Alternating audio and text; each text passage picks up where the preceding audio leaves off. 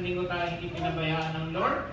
At alam natin na hindi tayo pababayaan ng Diyos kahit anong mangyari. Sa 19 na, no? Ilang araw na lang. Pasko na.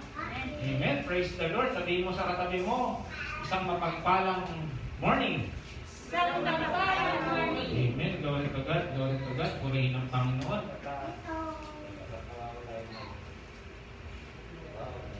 Mic ko. Teka, galing.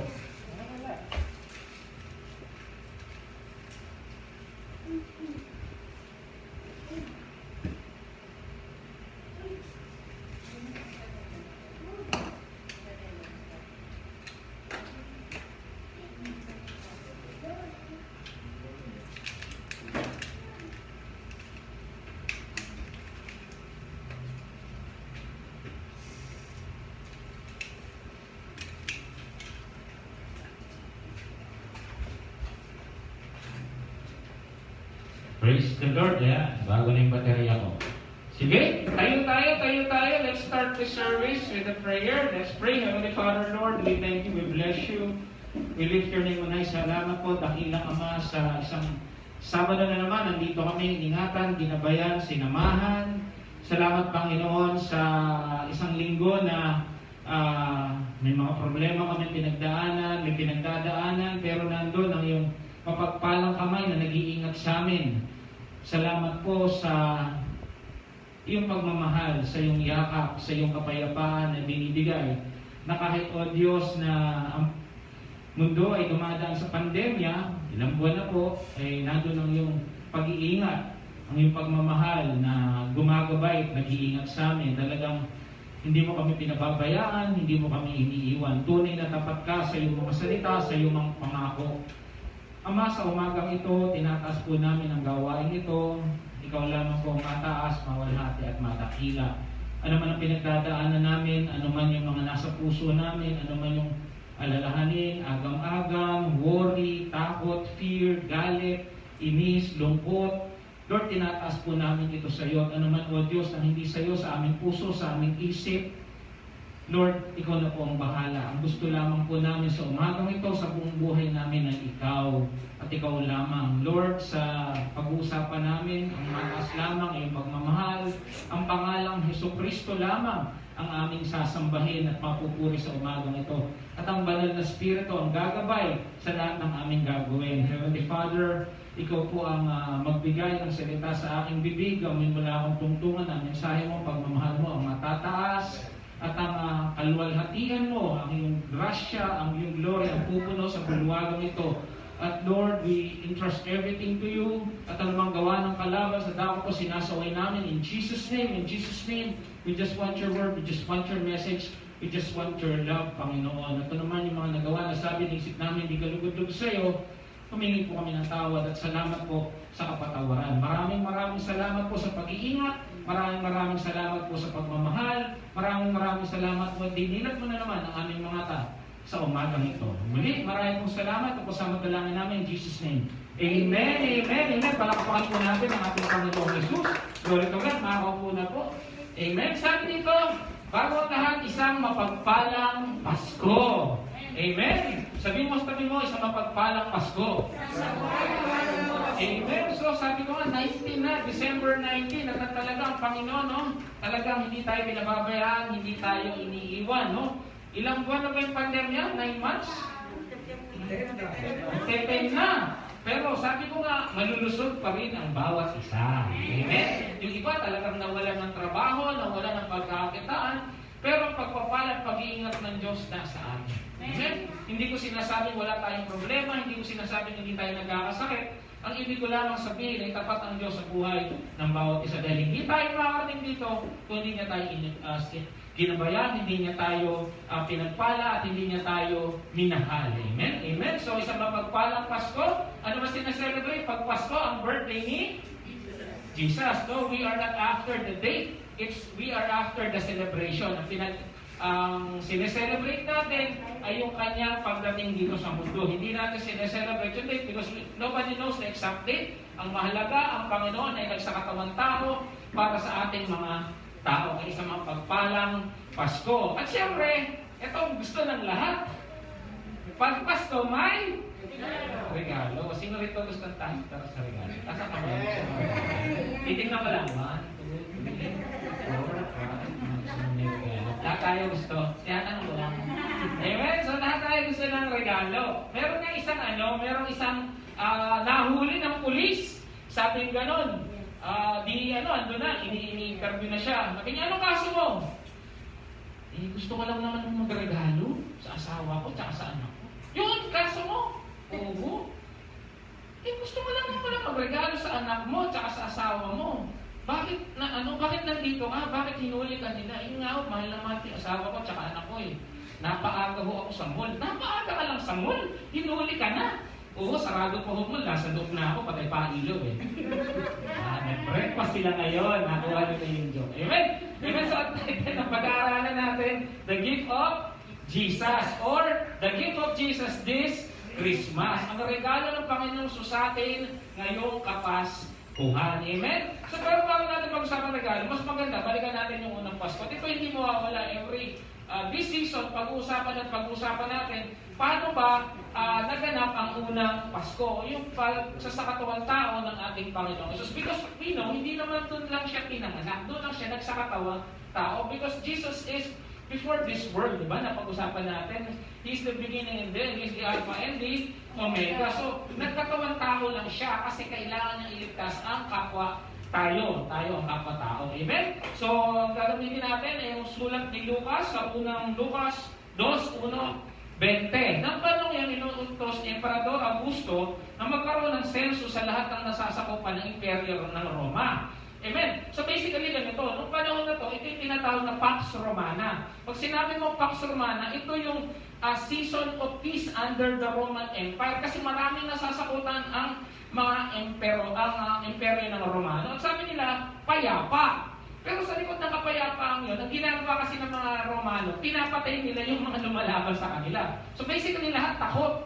Kaya itong mga Israelita, takot sila dahil under sila ng hindi naman yan Israelitang hari, kundi isang sinakop sila. Parang tayo, sinakop tayo ng Kastila, ng Hapon, di ba? So magulo, akala ng mga Romano, tahimik. So si Emperor Augusto ang pinaka-emperor ng buong Roman Empire. Ito ay pamangkin daw sa apo ni Julius Caesar. So Augusto Caesar kasi ito. Ngayon, bakit sinusulat itong pangalan na to? So mga sa verse 2, unang census ito na ginawa ni Cirenio na sa gobernador ng Syria. May totoong pangalan si Emperor Augusto Caesar.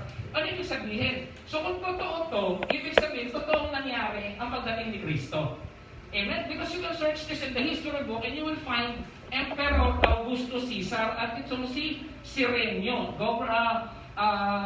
si Cirenio na governor ng Syria. So kung totoo mga tao to, ibig sabihin, totoong dumating si Kristo. Hindi ito fairy tale. Usually ang fairy tale, once upon a time. So hindi ito once upon a time, kundi totoong nangyari ito noong mga panahon ito. Pwede natin buksan ng history book, hindi Bible, at makikita natin na pinanganak ang Panginoong Jesus. Okay, verse 3. Kaya umuwi ang mga tao sa sarili ng bahay upang magpatala. Kasi basically parang ganito. Parang halimbawa, kami, Tagalog talaga kami. Halimbawa, mayroong mga galing ng Visayas, pero tumira sila sa Maynila. Pero ang ginagawa nito, kung saan kayo nakatira, doon kayo magpapatala. Buti nga kayo, parang sa atin kung boboto ka, kung saan ka nakatira, doon ka na lang boboto. Pero sila, inuutos, kung saan ka nakatira, doon ka magpapatala. Bakit nagpapatala? Para sa tax. Lahat na nasasakupan ng isang bansa, may tax. Buti nga tayo dito, magkano ba tax natin?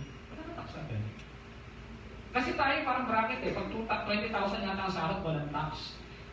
Mababa ang tax natin dito, compare sa ibang bansa, may mas mataas na tax pa. So ganon, kaya may pinagpapatala, parang, eto, si Lizelle, kailangan ng tax dito, ganito. Inaalam nila. So para mapunta yan sa taba ng yaman ng Romano, ng Roman Empire. Kaya tumuwi ang mga tao sa sarilang bayan upang magpatala. Mula Nazaret, lungsod ng Galilea, si Jose ay pumunta sa Judea, sa Bethlehem, sa kanyang bayang sinilangan. Kasi itong si Jose, yung asawa ni Maria, nakatira sila sa Nazaret, sa lungsod ng Galilee. Yung Galilee, parang Quezon City, yung Nazaret, parang Novaliches, parang gano'n. Doon sila nakatira. Pero ang talagang pinag-ugatan nila parang Samar Leyte. Naiintindihan? So babalik sila ng Samar Leyte sa bayan na kanyang sinilangan ni Haring David. Si Haring David kasi, tiga Bethlehem din.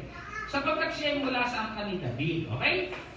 Verse 5, kasama rin niyang umuwi upang magpadala si Maria na kanyang magiging asawa. Nano'y nagdadalang tao. We all know that ang nagbigay ng kaya nagdalang tao ang Birhen Maria is because of the Holy Spirit. Wala pang nangyayari kay Jose at kay Maria nung nagdalang tao siya because of the Holy Spirit. Kaya nga Virgin Mary. But we know na pagkatapos na may panganak si Kristo, nagkaroon ng mga kapatid si Jesus. Mary didn't remain a virgin. Kumbaga pagkatapos nun, nagkaanak na rin sila ng asawa niyang si Jose. So may mga kapatid sa kanyang earthly parents si Jesus. So habang sila'y nasa Bethlehem, sumapit ang oras ng panganak ni Maria. So ito, dito ka lang no?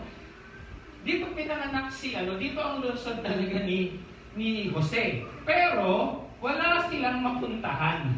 Grabe yung pamilya nila, babae. Okay, isinilang niya ang kanyang panganay na isang lalaki. Pag may panganay, may mga kapatid. Tama? Kagaya nung kay Abraham, yung pinag-aralan natin, yung kaisa-isa mong anak. Pero to, pag panganay, mayroong pangalawa, may pangatlo. So, ibig sabihin, mayroon talagang naging kapatid si Jesus. Isinilang niya ang kanyang panganay ng isang lalaki, binalag niya sa lampin ang sabon at hiniliga sa isang sabsaban. Sapagkat wala nang lugar para sa kanila sa kanilang bahay panuluyan. Ang tinirahan nila parang hotel. Kaya lang yung hotel na yon, wala na rin. At talagang, sabi nga, doon sa lugar na mahirap, yung pinakamahirap na sitwasyon ang kanilang napuntahan. Kasi kung makikita natin, di ba sa mga dinidepict na mga nativity scene, di ba? Parang nando sila sa kulungan ng hayop. So, kung titignan mo, Jesus is the Son of God. Pero doon siya pinanganak sa pinakamababang uri. Nagigets? May pinanganak ba rin sa sabsaban? Wala naman siguro, no? May pinanganak dito na hilot na nagpaanak. Meron. May pinanganak dito sa ospital. May pinanganak dito sa clinic. Meron. May pinanganak dito mayaman na. Praise the Lord. Amen. So, pero si Jesus, na anak ng Diyos, doon siya sa pinakamababang uri ng kapanganakan nandun. So, tingnan nyo, bakit ganun? Amen? So, nasa sabsaban, pag alam natin yung sabsaban, mamaya bibigyan ko kayo ng picture. Yung sabsaban, yung parang anuhan ng mga hayop. May mga pag-aaral, sinasabi na hindi daw doon. Parang matigas daw yun na bato. Doon kasi umiinom yung mga hayop, kaya doon na lang siya nilagay. At ang sabi pa ng iba, ito, parang sa kuweba sila na nakapanuluyan, kasi doon nakatira yung mga hayop, parang sa kuweba, doon siya pinanganak. So, we don't know, but we know for sure, sa pinakasimple, pinakapayak, pinakamababang kondisyon, ipinanganak ang hari ng mga hari. So, grabe paghihirap ng Panginoon Jesus mula pagkabata. Mula pagkabata, ito tandaan, wala siyang matuluyan. Sino rito may bahay? Taas ang kamay. Sino rito may uuyan ni mami? Taas ang kamay. Si Jesus wala. So nakikita nyo, grabe ang hirap ng Panginoon Jesus para iligtas tayo. Hindi siya tumunta, pinanganak sa mga luxurious na castle. Bakit? Kasi gusto niya iligtas yung pinakamababaan. Gusto niya mailigtas tayo dahil mahal niya tayo. Amen? Mamaya, papalalimin pa natin yan. Doon ay may mga pastol na nasa parang na nagbabatay ng kalulutupan ng gabing yun. Okay, so sabi nila, hindi raw pwedeng December kasi pag December sa Israel, sobrang lamig at walang tao sa labas. Kaya hindi yun pwedeng December. Kasi may mga pastol na nag-aalaga ng mga tupa. Sino ba itong mga pastol na ito? Ang sabi nila, itong mga pastol na ito, ito daw yung mga nag-aalaga ng pastol doon sa mga inahandog na tupa sa templo. So itong mga pastol na ito, ang inaalagaan nito, mga tupa na iahandog sa templo. Okay, so yun yung sabi ng mga historians. Sabi dito, at tumayo sa harapan nila ang isang anghel ng Panginoon at nagliwanag sa kapaligiran nila ang kaluwalhatian ng Panginoon. Ganun na lamang ang kanilang takot. Biglang mayroong lumabas na anghel dito, matatakot din tayo. Kaya ang sabi ng anghel, huwag kayong matakot. May mga historians na nagsasabi, may mga Bible scholars, maaari daw ito si Gabriel.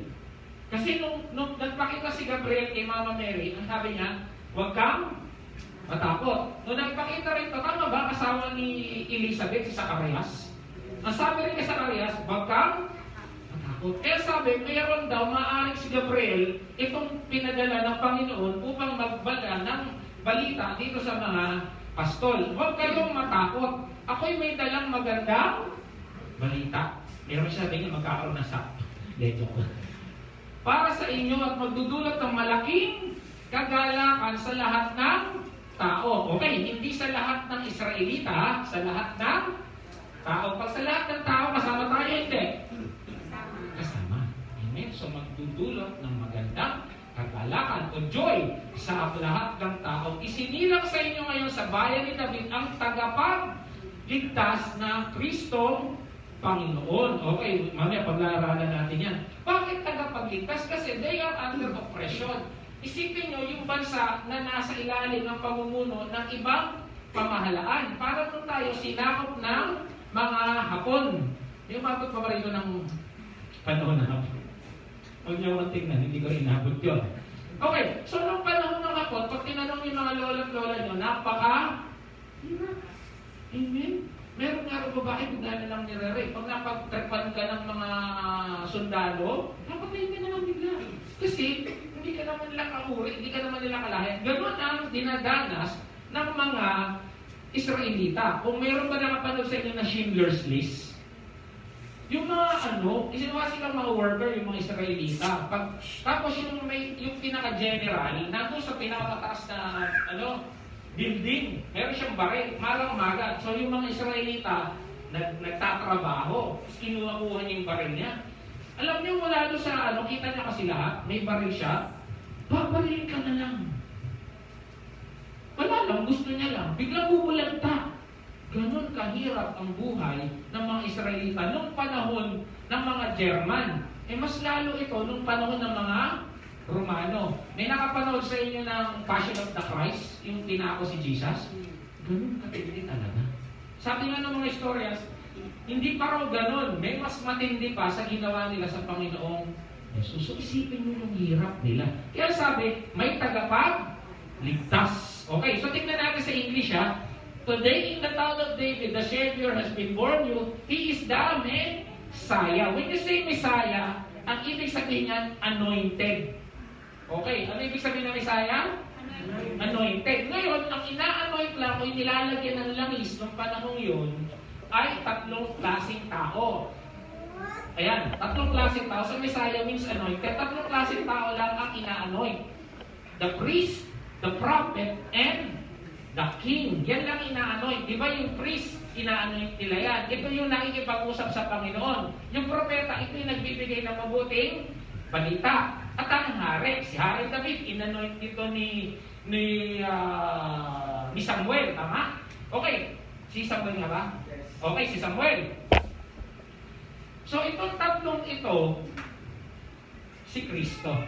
Amen? He is our high priest, He is our prophet, and He is the King of Kings. So lahat ng offices ng isang anointed nasa Panginoong Jesus. Okay? So sabi nga dito, all relates to Jesus. Kaya siya ang Messiah. Ngayon, pag narinig yung pangalang Messiah, ano ibig sabihin ng Messiah? Anointed. Yung iba kasi tagapagligtas, pero He is anointed. Okay, so maliwanag. Okay, balik tayo. So sabi dito, ito ang inyong palatandaan matatagpuan ninyo ang isang sanggol na nakabalot sa lampin at nakahiga sa isang sabsaban. Biglang lumitaw. Kasama ng anghel ang isang malaking hukbo ng mga anghel sa kalangitan. So ibig sabihin, maraming anghel sa langit. Nung nag-revolt itong si Satanas, marami pa rin natira. Kasi 1/3 lang naman yung nadala niya. So marami pang anghel sa langit. At ito maganda. Ang sabi sa salita ng Diyos, ang mga anghel daw ay tumutulong sa mga maliligtas. At sino yung maliligtas na yon? Tayo. Yung mga anghel na yon, tumutulong sa atin. Amen? So malaking hukbo ng anghel na kalangitan. Sila ay nagpupuri sa Diyos at umaawit. Papuri sa Diyos sa kaitaasan, sa lupa ay kapayapaan, sa mga taong kinalulugdan niya. Sino ang mga taong kinalulugdan niya? Ang mga taong kinalulugdan niya ay yung mga tatanggap sa Panginoong. Sino yun? Tayo. Amen? So, papuri siya katao sa lupa, kaya payapaan. So, ibig sabihin, tayo na mga tatanggap sa Panginoong Jesus, may kapayapaan. Ikaw mga katabi mo, payapa. Kung ano tulog na yan, kaya payapa na. Amen? Gisingin mo na. Sa English, ito napakaganda. Glory to God and the highest, ang papuri sa Diyos. Hindi kung kanino. And on earth, peace on men whom His favor rests. Anong ibig sabihin ng charito? Rest and high favor. Okay na sa atin. Peace, meron tayong kapayapaan. Kaya man, pag sinabi mo charito, full package yan. May peace, may healing, may pagpapala na highly favored pa. Mamaya, may isa pa tayong pag-aaralan. Amen? So, pag sinabing peace sa ating mundo, dapat payapa tayo. Ano ibig sabihin ng payapa? Wala kang problema sa mundo. Hindi! Ang payapa, yung kahit tumadang ka sa pagsubok, masaya ka. May joy ka. Bakit si Jesus kasi? Amen? Sige, pag-aaralan pa natin ng malalim yan. So, yun ang sinasabi ng mga anghel. Pinapaalala nila sa mga charito, may kapayapaan kayo. Sabi mo sa katabi mo, may kapayapaan ka. Sa English, sabi mo, peace be with you. Peace be with you. Amen. Praise the Lord. So, peace be with us because of Jesus. Ang nagsabi nun, mga anghel, okay, tuloy. Kapayapaan sa mga tao, kinalulugdan niya. Bakit? Kasi, nung nagkasala ang tao, nagalit ang Diyos. Amen, naputol yung ugnayan eh. Pero dahil kay Kristo, nabalik yung ugnayan na yun, nagkaroon tayo ng kapayapaan. Amen? Nang makali sa mga anghel, pabalik sa langit, ang mga pastol ay nag-usap-usap. Tayo na sa Bethlehem, tingnan natin ang pangyayari ito na pinalita ng Panginoon. Nagmamadali silang pumunta ron, tatatpo nila si Maria at Jose. Ano yung guide nila? Yung star. Diba? Ang mga sanggol na nakahiga sa sabsaban. Sabi nga nila, ang pinaka-symbol daw ng Pasko na talagang may kinalaman sa Pasko, yung parol ng mga Pilipino. Amen? Bakit? Yung Christmas tree ba meron sa Bible? Wala. Si Santa Claus ba nasa Bible? Wala. Pero nilalagay natin, Santa Claus. Kaya pag Christmas light, kasi mga good thing yan eh. Pero pag parol, mas maganda kasi isang malakas na between yun eh, no? Kaya yung, sabi nga ng isang pastor, yun daw, parol ng mga Pilipino, yun ang pinakamagandang simbolo ng totoong Kapaskuhan. O yung natin na tawag ito, yung ano tawag natin ito sa si Jesus, si Mary, tapos may ganun. Bethlehem. Hindi ko natin sa Sabsaban. Belen yun, yung Belen. Oh, yun. Okay, nagpapanay siya pumatulog, natagpan doon si Maria, Jose, at narad ng sanggol na nakahiga sa sabsaban. Okay, nang makita ng pastol ang sanggol, isinalaysay nila ang sinabi ng anghel tungkol dito. Ano sinabi niya? Yung peace doon sa mga tao na may pabor ang Diyos. Amen, yung sinabi nila. Namamahaan lahat sa nakarinig na sinabi ng pastol. Sino ba nato? Si Maria lang naman na si Joseph. Tinandaan ni Maria ang mga bagay-bagay na to at ito'y kanyang pinagbulay-bulayan. So nakita niya na talagang ito yung tagapagligtas. Yung anak niya ang tagapagligtas. Umalis sa mga pastol at nagpupuri sa Diyos. At nagpahayag ng kanyang kadakilan. Dahil sa lahat ng narinig nila at nakita. Ayon sa sinabi ng kanila ng kanilang anghel. Tanong! Nararanasan na ba nila yung kapayapaan? Hindi pa. Nakikita na ba nila yung mangyayari? Pero naniwala sila. Amen. Sino rito naniniwala? Amen. Amen. Eh, yung pinag-aralan na naman natin eh. Believe and you will see the glory of God. Ganun din sila. Pinahayagan sila, may nagkwento, nabalitaan. Sila galing sa anghel, tayo sa Biblia. Ang sabi sa atin, believe and you will see the glory of God. Sila masaya-masaya. Bakit? Naniwala sila eh. Kaya tayo masaya. Amen? Dumadaan na tayo sa pagsubok, masaya tayo. Bakit? Yan natin mangyayari. Amen? Ayon sa sinabi sa kanila na anghel. Ito ang maganda. Hindi ka pwede hindi magpuri sa Diyos pag nakita mo ang kadakilaan ng Diyos. Amen? Sinasabi lang, binibigkas, pero naniniwala. Kaya nga lagi kong inuulit-ulit, naniniwala ko. Amen? Believe and you will see the glory of God. Nga sabi din nakaraan, di ba? Sabi ng Panginoong Hesus, umuwi ka na at mangyayari sa iyo ang iyong pinapananampalataya. Amen? So pag yan pinapractice ninyo, magugulat kayo, mag-iibang buhay. Amen. Kasi ang gusto ng Diyos, yung naniniwala sa Kanya. Sabi niya, He earnestly reward those who believes in Him. Ang tanong, naniniwala ba tayo? Babalik na naman tayo. Amen? So yan yung kwento ng unang Pasko, pero pag-usapan natin yung regalo. Okay, the gift of Jesus this Christmas. Ano ba talaga ang mensahe ng Kapaskuhan? Unang-una, si Jesus, hinubad niya lahat. He let go of everything. Kasi siya yung hari ng mga hari. Ang sarap na ng kinalalag niya sa langit. Siguro, dinadalan siya ng pagkain ng mga anghel. Kasi hari ng mga hari yan eh. Kumbaga sa isang mansyon, prinsipe ito. Amen, sa kaharian. Pero bumaba siya sa lupa, di wala siyang matuluyan. Ang tanong ko nga sa inyo, sino pinanganak ba rito sa Saban? Wala. Sino ba rito walang tutuluyan? Lahat tayo may uuwihan mamaya eh. Iba nga marami pang bahay eh. Tama, iba rito maraming bahay. May bahay dito sa Santa Maria, may bahay pa sa probinsya. Tama, hindi ko sinabing sumakapin ng bahay. Kayo ha, samahin. Amen? Pero si Jesus, minatawa eh. Si Jesus wala siyang hinubad niya lahat. Mamaya sasagutin natin bakit. Iniwan ni Kristo ang langit at lahat ng karangyaan ito para sa inyo. Amen. Ganun katindi. Siya ang unang nagregalo sa atin. Siya ang unang nagbigay sa atin. Tinignan natin ha. Ayun yung sabsaban na alam natin yung gawa sa kahoy. Pero sabi nila, yung sabsaban daw gawa sa bato. Kasi doon umiinom yung mga hayop eh. Ayan o. And she brought forth her firstborn son and wrapped him in a swaddling cloth and laid him in a manger because there was no room for them in the inn. Sobrang hirap nila. At ang Panginoong Isus, walang matirahan. Kapapa, sino rito yung magpapaanak pa lang ng baby niya? Pinag-uusapan na, saan mga anak? Tama? Mag-uusapan nyo, saan ba? Sa ospital. O kaya sa lying-in, di ba? O kaya sa clinic, o kaya sa hilot.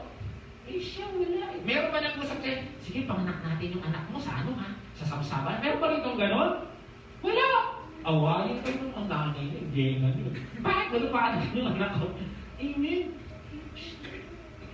Napakasimple na kapanganakan ni Jesus. He is the King of Kings, but He was brought forth on a manger. Amen.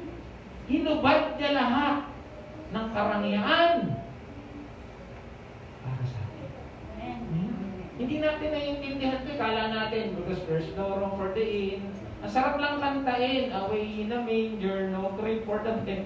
The little Lord Jesus laid down His sweet head. Masarap kantahin, pero yung katotohanan, ang bigat. Kasi iniisip natin, pag Pasko, regalo, pagkain masarap. Sino rito may ham na? Wala pa kayong ham? Believe!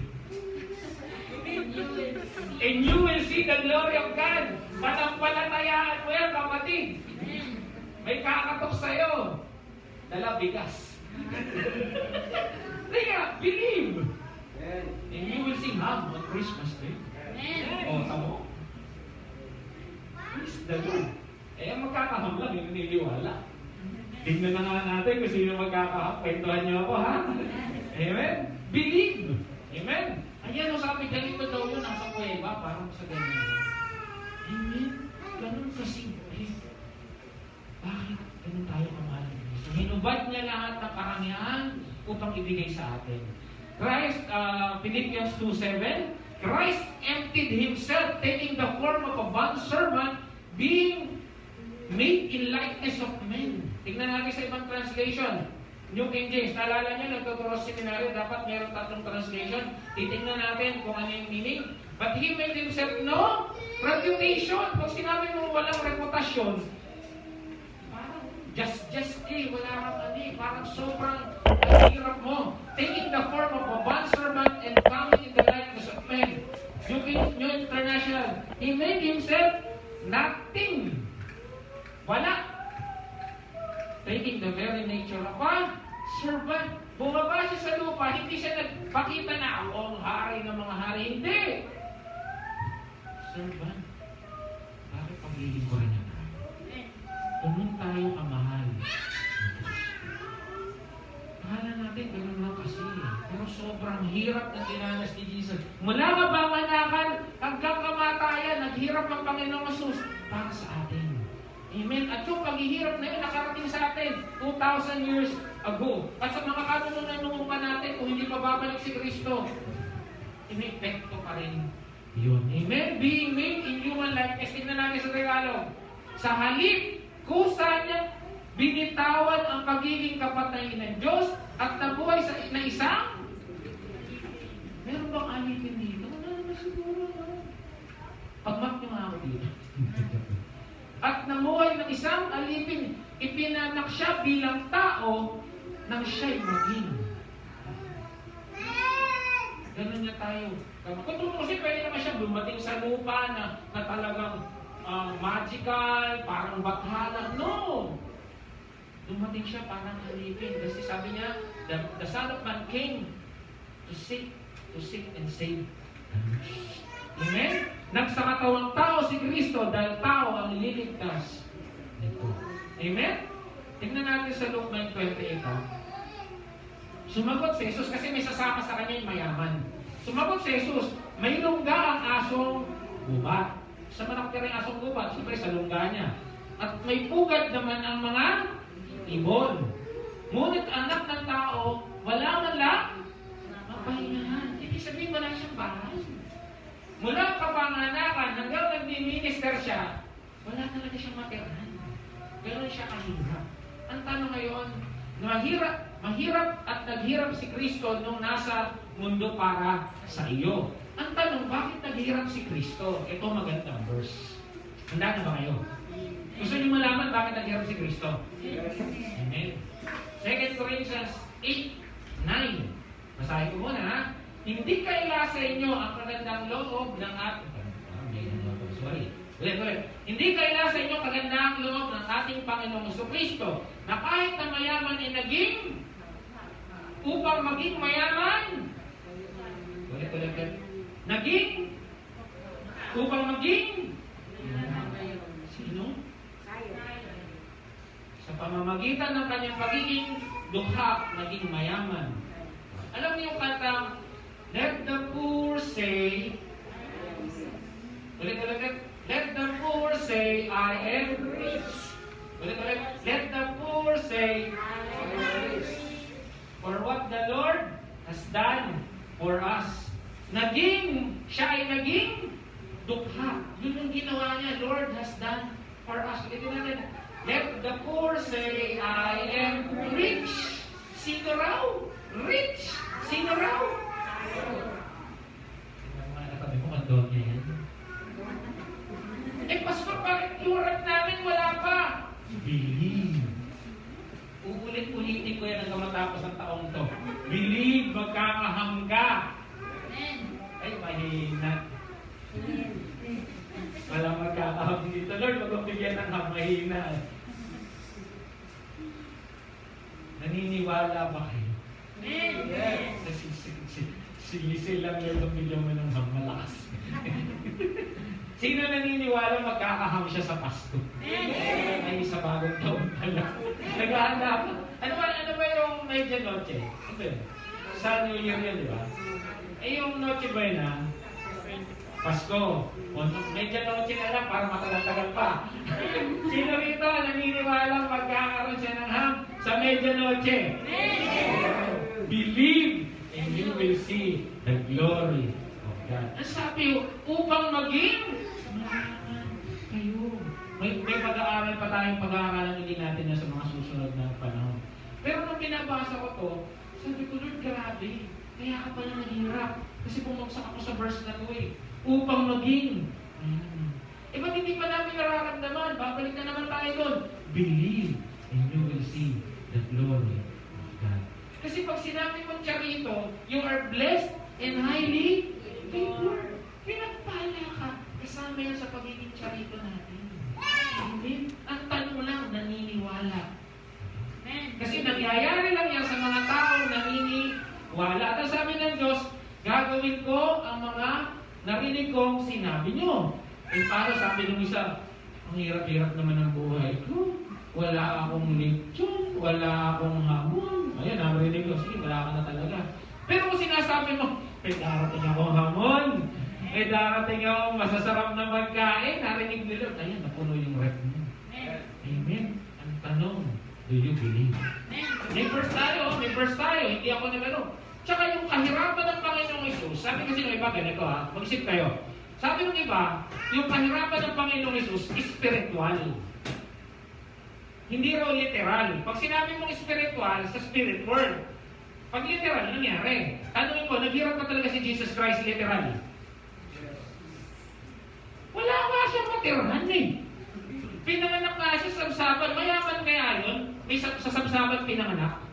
Tanungin ko kayo, pag mayaman ka ba, ipapanganak ka sa sabsaban?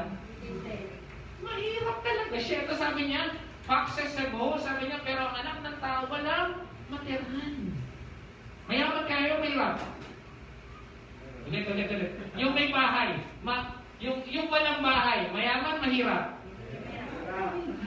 So, ibig sabihin, si Jesus, naghirap, naging dukha, literal. E pag siya naghirap na literal, yung magiging mayaman natin, literal, spiritual. Okay, ulit. Yung pagiging mahirap ni Jesus, literal, spiritual.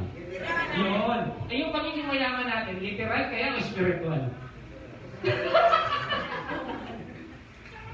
Literal, siyempre, kahirapan niya. Literal din yung pagiging mayaman natin. Kaya si pastor lang yayaman. Amen.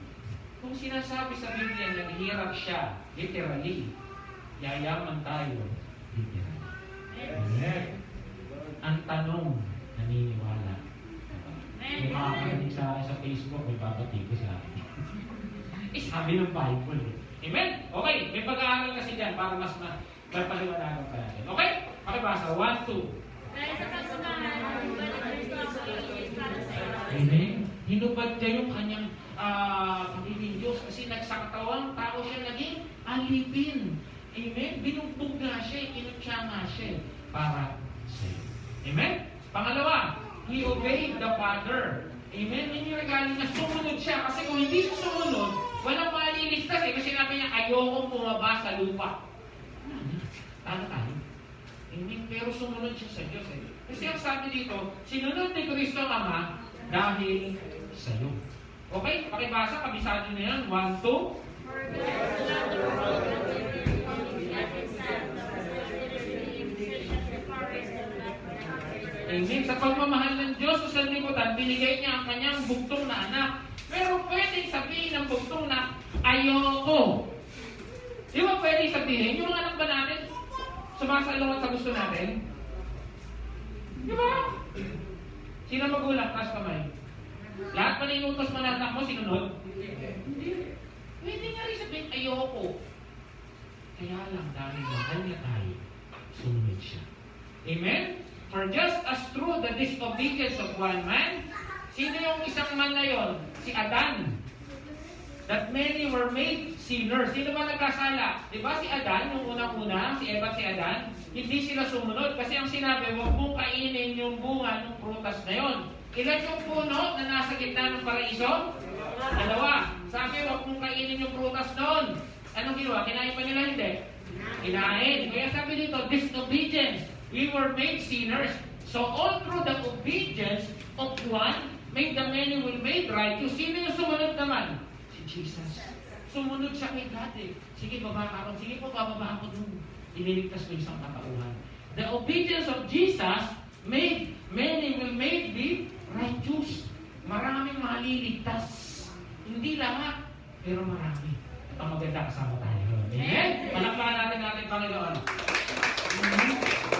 Praise the Lord, praise the Lord. Dahil sa pagsunod ni Kristo, nagkaroon tayo ng kaligtasan. Amen?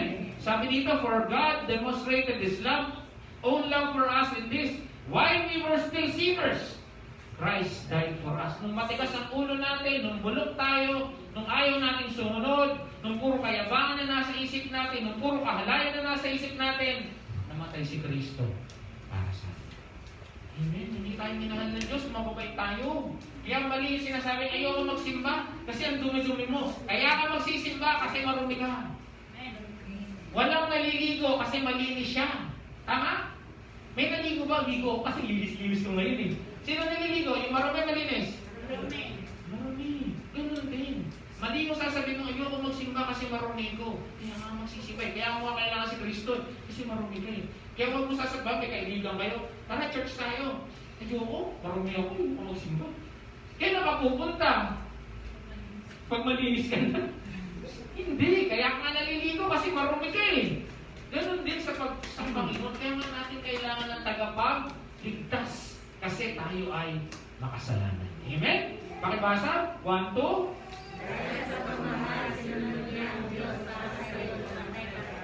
Amen. Hindi lang basta siya na sumunod, namatay siya para sa atin. Amen? Pangatlo, victory over sin and death. Yan ang mga regalo ng Panginoong Yesus sa atin eh. Tinalo niya ang kasalanan, tinalo niya ang kamatayan. Kasi yan yung mga, dyan tayo sumablay eh. At ang bawat takot ng isang tao sa totoo lahat kamatayan. Pero dahil tinalo ng Panginoon sa Kristo ang kamatayan, meron tayong kapayapaan dahil alam natin saan tayo pupunta. Amen? Sabi dito, pakibasa? Amen? Itong problema nga kasi natin nung una eh. Romans 3:23, for all have sinned and fall short to the glory of God. Lahat tayo makasalanan ng una, tama? Wala naman talaga. Kahit naman hanggang ngayon, sumasablay pa rin tayo. Sino rito hindi nagkakasala? Wala siguro, wala magtataas ng kamay. Wala rin pastor na magsasabi hindi siya nagkakasala. Imposible yun. Amen? Kaya nga, only, bumagsak tayo sa Panginoon. Amen? Lahat tayo dapat biyahing impyerno. Yan ang ayaw ni Kristo dahil mahal niya. Ayaw niya tayo mapunta sa impyerno. Ayaw niya. Sino rito gusto pumunta sa impyerno?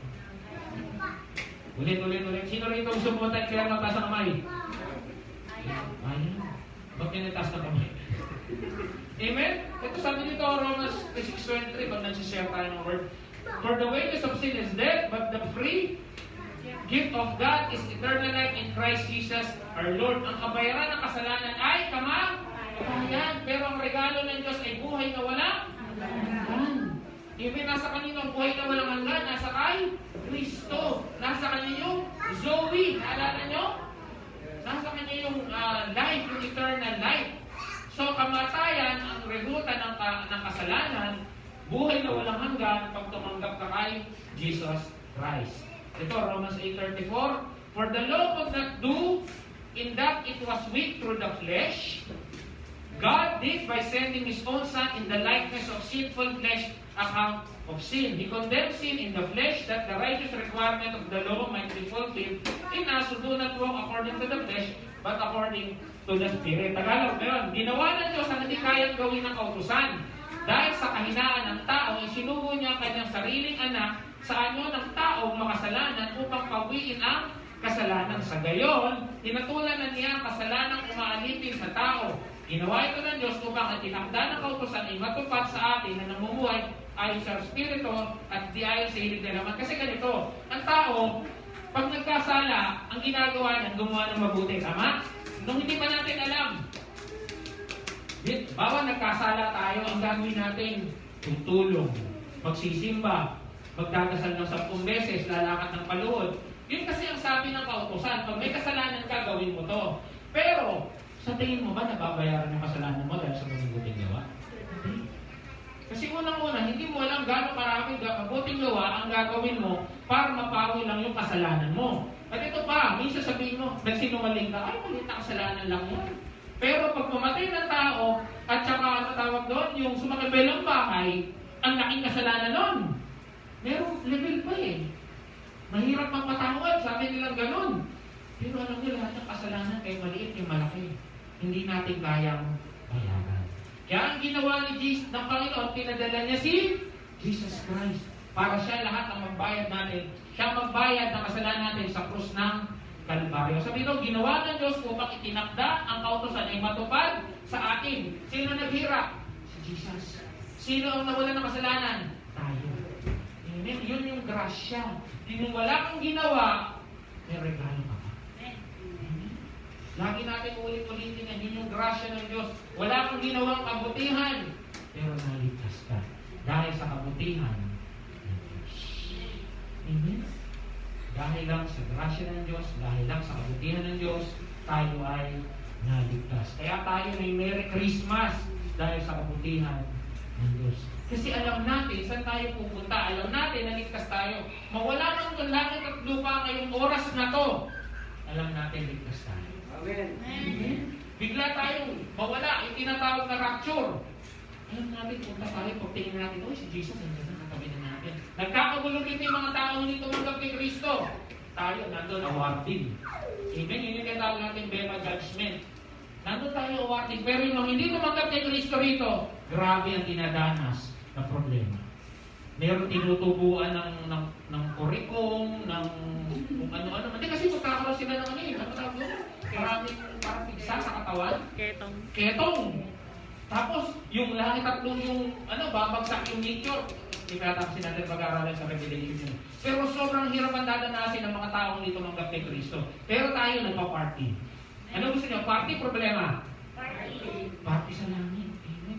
Kaya kung meron ka kilalang hindi pa tumatanggap kay Kristo, sama mo na dito. Amen? Okay, sabi dito, hindi kayang bayaran ng mabubuting gawa o pagsunod ang ating kasalanan. Kaya si Kristo ang naging kabayaran. Yung buhay niya, binayad niya para sa atin. Amen? Kaya tayo, masaya tayo kakanta ng Merry Christmas, Happy New Year. Huwag na natin kantahan yung Santa Claus is coming to town. Hindi totoo yun. May kumakanta pa rito ng Santa Claus is coming to town. Huwag naman na sana. Amen? Pag nagpunta ko sa mga bahay, yung naman sana ako makakita ng Santa Claus, papatanggal ko sa iya. Dahil hindi totoo si Santa Claus. Pero mo lalaki, Santa, naisip niyo ba yun? Pating. Amen? 1 Corinthians 15:54, death has been swallowed up in victory. Where death is your victory, where death is your sting. The sting of the sin is death. The death is sin, and the power of sin is the law. But thanks be to God, He gave us the victory to our Lord Jesus Christ. Kasi ang tapak ng kasalanan ay yung kautusan. Kasi doon nasusulat eh. Pero tinalo lahat ni Jesus yan. Pati kamatayan. Kasi tayo, pag namatay, harap na tayo sa ating Panginoon. Amen? Wala tayong tinatawag na second death. Yung second death, yun yung mahiwalay ka na sa Diyos, doon ka pa sa dagat-dagatang apoy. Sino rito gusto mag-swimming sa apoy? Amen? Pero tayo hindi. Nandun tayo sa ating kasamang Panginoon. Amen? Praise the Lord. Ayan sa Tagalog, nasa kamatayan ng tagumpay o kamatayan ng kamandag? Ang kamandag ng kamatayan ay kasalanan at ang kapangyarihan ng kasalanan ay magmumula sa kautusan. Magpasalamat tayo sa Diyos na nagbibigay sa atin ng tagumpay sa pamamagitan ng ating Panginoong Jesus Kristo.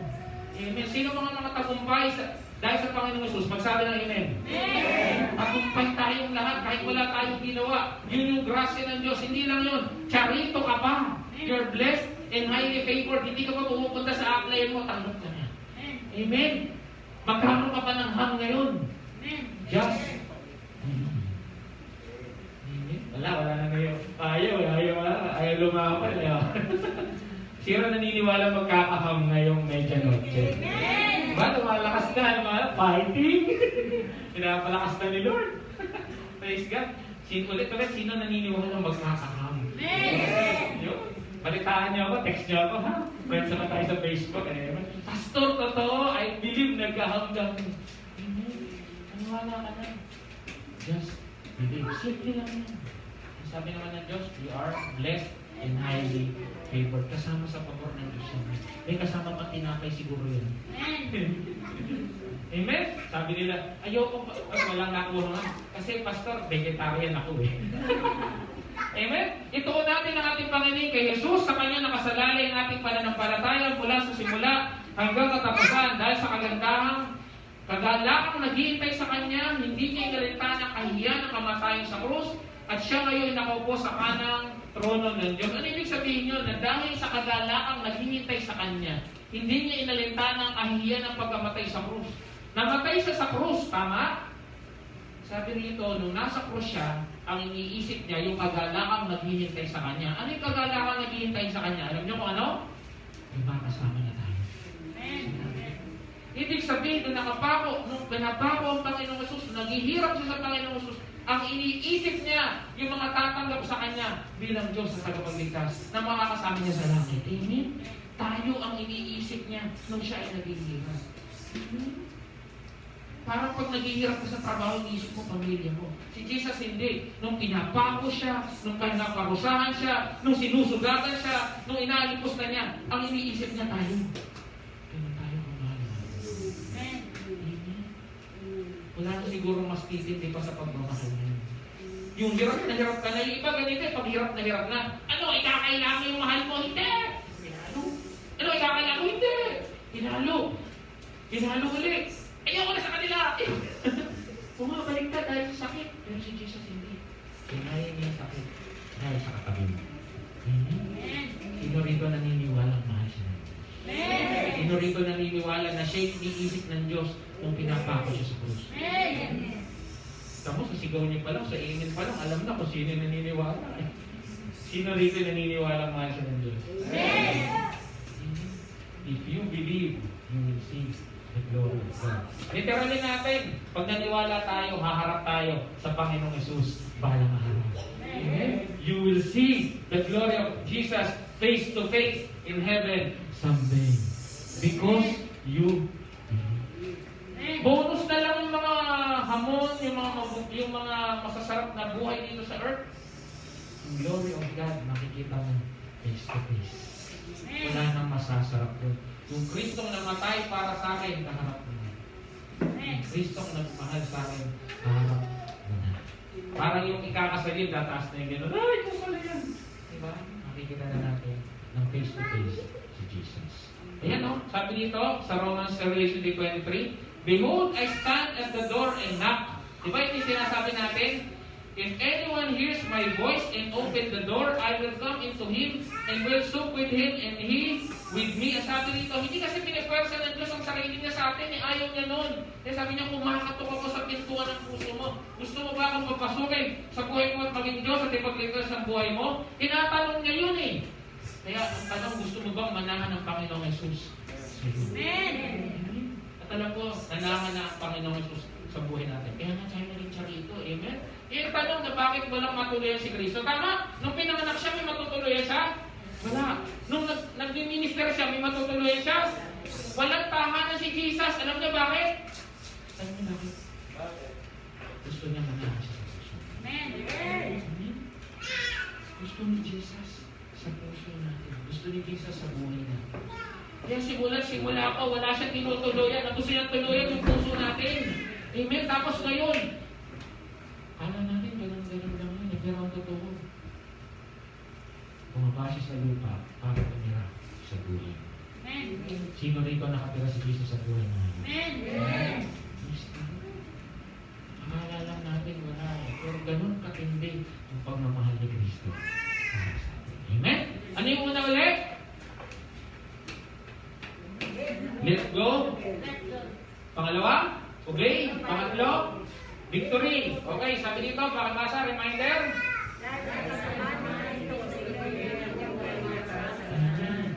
Kasi nga yung kasalanan natin, binayaran niya eh.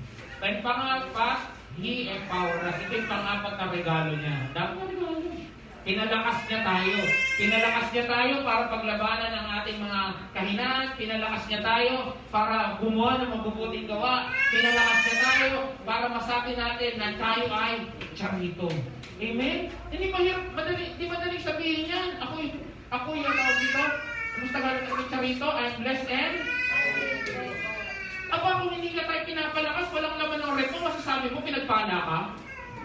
Puro utang ka, sasabihin mo, pinagpala ka? Hindi mo kaya sabihin yun. Sabihin mo, pinagpala ako, nakita mo yung buhay mo. Hindi. Pero dahil kay Kristo, pinalakas niya tayo, na kaya natin sabihin yan. At pag kaya natin sabihin yan, naniniwala tayo dyan, mangyayari yan. Amen? It's just a matter of time. May tamang panahon ang Diyos. Sabi ko nga sa inyo, hindi maraming mangyari. Mga anak niyo makakatapos eh. Isang araw, hindi na kayo titira sa mga may butas na bubong. Kasi yung bubong nyo, ano na eh, semento na eh. Kasi nasa mansion ka na. Amen? Hindi malayo isang araw, iimbitahan nyo ako, house blessing. Hindi isang araw, iimbitahan nyo ako, merong car blessing. Pastor, papay naman yung kotse namin. Kaya lang wala pang gulong. He empower us to believe. Kasi pag hindi ka naniniwala, wala sa iyong kapangyarihan niya. Pero oras na niwala ka, amen, mangyayari sa iyo. sumasabi lang na charito eh. He empowers us to say that we are charito. Sa kanyang paghihirap, tinalakas niya tayo. Sabi dito, but he said to me, sabi ni Pablo, my grace is sufficient for you, for my power is made perfect in weakness. Therefore, I will boast all the more gladly about my weaknesses, so that Christ's power may rest on me. Sabi rito ni Pablo, sa kanyang paghihirap, yung kalakasan ng Diyos nasa atin. Yung ba nakikita mo na sa buhay mo, puro problema, pero sinasabi mo ba, charito ka? Yung nakikita mo yung anak mo, may sakit, pero naniniwala ka, bukas magaling na yan. Yung nakikita mo, puro problema yung buhay mo, pero alam mo, bukas makalawa, ang ganda-ganda ng buhay mo. Ang Panginoon siya nagpapalakas sa'yo. Bakit? His grace is sufficient for us. At ito maganda sa Kristiyano, hindi pa nangyayari para sa atin nangyayari na. Amen? Hindi pa nangyayari pero alam natin parating na. Hindi pa nangyayari pero alam natin may hamna sa rep natin. Pastor, wala kaming rep. Amen? Ang tanong nga lang, just believe. Amen? Sabi dito, that is why for Christ's sake, sabi ni Pablo, I delight in weaknesses, in insults, in hardship. Sabi niya, okay lang sa akin ako maghina, mainsulto, dumaan sa problema, pinipersecute sa difficulties, because where I'm weak, I am strong. Sabi nga nung kanina, let the poor say, I am rich. Ano ba yun? Let the weak say, I am strong. For what the Lord has done for us, give thanks. Amen. Let the weak say, I am strong. Kinakanta niyo ba yun? Antayin niyo sa sarili niyo. Pag-isip sa umaga. Let the poor say, I am rich. Let the weak say, I am strong. For what the Lord has done for us. Ang tanong, naniniwala ka ba? Amen. Naniniwala ka lang. You will see the glory of God. Ganito ang kanyang sagot. Ang kagandang loob ko ay sapat para sa inyo. Sino inyo? Tayo. Sapagkat lubusang nahayag ang aking kapangyarihan kapag ikaw ay mahina. Kaya't buong dala kong ipinagmamalaking aking kahinaan upang manatili sa akin ang kapangyarihan ni Kristo. Alang-alang kay Kristo, ako'y may kasiyahan sa gitna ng kahinaan, mga pagkakutya, kahirapan, pag-usik, kagipitan, sapagkat kapag ako'y mahina, doon ako nagiging malakas. Kasi pag wala kang problema, paano mo sasabihin na pinagpala ka ng Diyos? Paano sasabihin iniligtas ka ng Diyos? Amen? Kung lahat maayos sa buhay mo, matakot ka pa nga eh. Kasi walang tao walang may problema eh. Kahit yung pinakamayamang tao sa mundo may problema. Amen? Alam niyo, may isang araw na pagdaan ako sa Mendo Baliches. Meron doon. Bata, mga kapatid, isa sigurong 1 year old doon, tsaka isang 2-3 years old. Yung talagang alam niyo mahirap sila. Alam niyo merong isang plastic na kanin. Hindi ko alam kung yung kanin na yun ay malinis. Tapos may parang sinabawan ng tubig o kape. Alam niyo yung 2 years, yung 1 year old na bata, kain siya. Wala pang salawan yun ha. Tapos yung isa na nanalo, kain lang din. Naawa ko. Sabi ko, itong mga simpleng bata na to, kain na lang ng kain. Hindi ko maalam kung panis yun o maayos yun o talagang pagkain nila yun. Pero talagang kain sila na talagang masarap ng kain nila. Pero may mga tao, mas ayos yung buhay nila, ang lungkot-lungkot ang buhay. May mga tao na meron naman, may pinagkakitaan naman, kung umisip, kung magkasta, kala mo problemado, ipasan niya ang daigdig. Ang tanong lang naman kasi naniniwala ka bang pinagpala ka? At pag ikaw naniniwala, mararamdaman mo yung grasya nito sa buhay. Meron ba ditong ganun, kumakain? Yung anak nila, mukhang busabos, tapos nandun, walang salawal, kumakain ng panis, siguro panis yun. Wala naman siguro ganun dito. Lahat tayo maayos eh. Kaya huwag mo sasabihin na mahirap ka. Sabihin mo, charito ka. Amen? Sabihin mo, pinagpala ka ng Diyos. Dahil ako naniniwala, lahat tayo nandito, pinagpala. Amen? Sabi dito, I can do all things through Christ who strengthens me. Amen? Pakibasa, 1, 2. May grasya ako. Amen? Okay, sama nila. Ano muna? Let go. Pangalawa, nilet go ni Lord yung lahat-lahat para sa atin. Pangalawa, He obeyed the Father kasi pwede niya sabihin, ayoko sumunod. Pero dahil sa pagmamahal, sinunod niya tayo. Ano ba ito? Victory! Tinalo niya ang kasalanan, tinalo niya ang kamatayan. Siya yung nagbayad ng kasalanan natin, nagkaroon tayo ng buhay na walang hanggan. And then lastly, He empower us. Pinalakas niya tayo na sabihin siya rito. Pinalakas niya tayo na gumawa ng mabubuting bagay. Pinalakas niya tayo bumangon kaninang umaga. Ang hirap bumangon kaninang umaga. Kaya tayo, totoong mga pinagpala. Kasi iba nakatulog na eh. Amen? Sabi mo sa tabi mo, hindi ka nakatulog kaninang umaga. Inuna mo si Jesus. Amen? Ang summary natin, the gift of Jesus this Christmas is love. Akala natin ganun lang, madaling sabihin yung love eh, pero mahirap gawin. Amen? Di ba sabi nga nung pare, pag ikakasal na, for better or for worse, sa hirap at sa ginawa. Alam mo, nung na-operahan ako, doon ko talaga nakita yung hirap ng ni Pastor sa akin eh. Kasi ang hirap, ang tikas ng ulo ko. Nung ina-operahan ako, sinabi ko magpakulit, ang kulit ko. Kasi ang hirap. Pero siya nandun lang, nakabantay lang. Hindi ko dinanas ng asawa ko. Kasi ang totoong pagmamahala is for better. Sabi nga ng matandaan, hindi siya kaning isusubok pag maluwa, ipapasok. At mas matindi yung ginawa ng Panginoon Jesus sa atin, binigay niya yung buhay para sa atin. Amen? Sabi dito, as the Father had loved me, so I have loved you, now remain in my love. If you keep my commands, you will remain in my love, as I have kept my Father's commands and remain in His love. Puro love to. I have told you this so that my joy may be in you and your joy may be complete. Sabi niya, pag nasa yung pagmamahal, nasa inyong kagalakan, my command is this, inutos na niya, love each other as I have loved you. Greater love does no than this, that to lay down one's life for a friend. Amen? You are my friends if you let my command. I no longer call you servants, because a servant does not know the Father's business. Instead, I have called you friends, for everything I have learned from my Father, I have made known to you. You did not choose me, but I chose you and appointed you, that you may go and bear fruit, that your fruit that will last. So whatever you ask in my name, the Father will give you. Sabi niya, lahat daw na hindi natin sa Ama, ibibigay sa pangalan. Sino rito nagpe-pray? Amen. Sa pangalan ng Panginoong Jesus, mangyayari. Amen? This command, love each other. Sabi dito, Jesus is the best gift. Sino rito ang nakatanggap na ng pagmamahal ng Panginoong Jesus? Amen. Praise the Lord. Jesus, gift from God, gift from self. Amen? Sabi dito, isang mapagpalang Pasko sa lahat. Tali, kanta muna tayo. Sabay tayo. 1, 2, 3. Tayo, sir. Pasko is mati. Parang wala magbubuhay, boy.